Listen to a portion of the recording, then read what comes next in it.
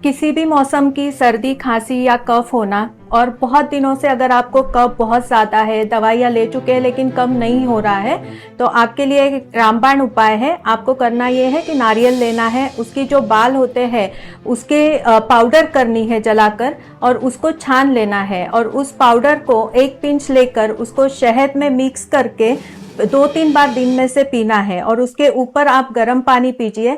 यह एक रामबाण उपाय है, इससे आपको बहुत जल्दी राहत मिलेगी।